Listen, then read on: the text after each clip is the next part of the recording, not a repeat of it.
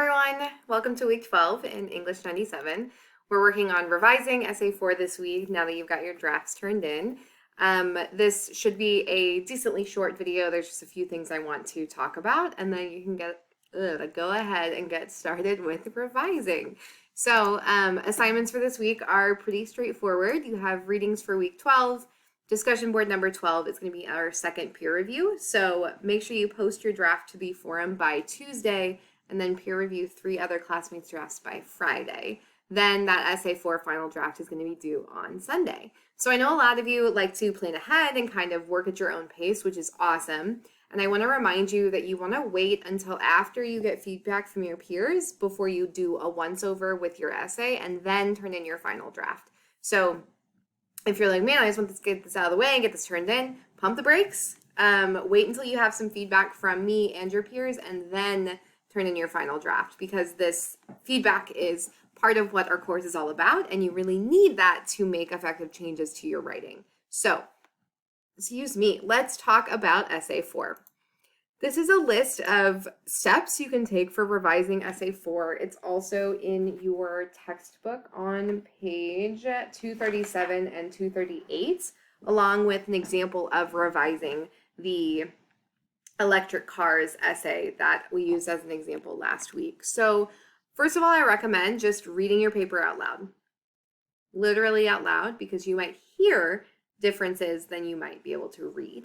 So what strengths or weaknesses do you notice? Start there. Just overall, what do you notice? Check your opening. Do you draw your reader in, like we talked about? Or do you just kind of jump in without saying why? Make sure that you have an explanation for ideas your reader may not understand. So don't assume that your reader knows your experience or this decision with as much detail as you do. Then you're going to look at the organization. Are your points organized in the best way possible? Then we're going to get into a little more nitty-gritty. So the first 4 points here are just overall, what does this look like? Then you're going to get into a little more minute details. Check each paragraph. Make sure that you have one main idea per paragraph. So if you get into another idea, make a new paragraph. If that means you have 2 smaller paragraphs, guess what that means? You add to both of them. Make sure that you have one main idea and support. Then you're going to check the wording of each sentence. I know that's kind of like, gosh, I have to check the wording of each sentence. I wrote it. Don't I know the words? Yes, you do, but you want to give this a lot more thought, especially with essay 4. Check your transitions. Are you using words like in addition, however, in contrast, compared to? Are you sort of moving from idea to idea with transitions? I believe there is also a list of transitional words. Let's find them.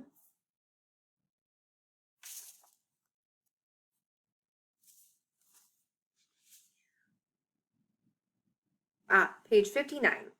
So if you want a little review on those transitions, page 59 will be that for you. And then look at your conclusion. Do you make a clear decision, and do you encourage your reader to make that decision as well? Finally, take a step back and think about your paper from the perspective of the reader. I know that as a writer, you're really in that writer headspace, but sometimes we have to take ourselves out and look at this from the outside perspective. So these tips will really help you in revising essay 4. I don't think you should tackle them all at once. Start with the first one. Take a break. Come back and do the next 2. Take a break. Come back and do the next 2. This isn't something that is going to happen all at once, or even that should. You want to kind of do this in steps. Hopefully the peer review that we do this week will also help you there.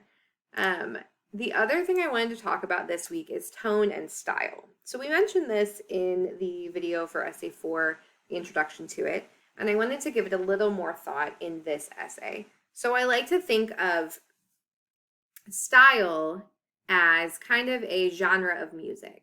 So say you're a country singer, your style is probably going to be similar. You might sing the majority of your songs in a country style. So for writing, you might do the majority of your writing formally, all right?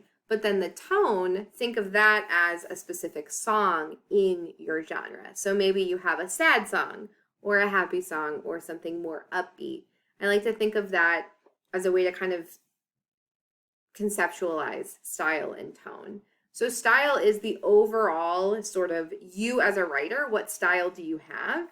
Typically, you want to go for more formal in academic context, maybe more informal depending on who you're talking to. And then the tone is really the way in which you convey your ideas, the feeling of your writing. Tone is very difficult to master, but once you do, it enables you to kind of code switch between talking to your girlfriend and talking to your boss, between talking to a classmate and your professor. There's really a lot to be said for being able to use words effectively to give the correct feeling. So I want to look at some examples for this essay in particular. So this is the conclusion to Comparing Electric Cars, which is the example essay in this chapter. So I'm going to read the conclusion, and while I read, I want you to think about, okay, what style does this have? Is it informal or formal? And then what tone is it using? Is it informative, persuasive, objective, hopeful? All right. Whichever car you may consider buying, the prices could come down appreciably in the next couple of years, making them more affordable. There may also be more electric car models in production by then, but for now, the Volt and Leaf are the best choices on the market and the first viable electric car options that Americans have had. Okay, so style, formal or informal? If you said formal, you'd be right. This definitely does have a more formal feel to it. There's not a lot of slang. There's not a lot of I language. There's not a lot of contractions. There are some sort of higher level words like appreciably, in production, viable. These are formal phrases. And then what tone does this have?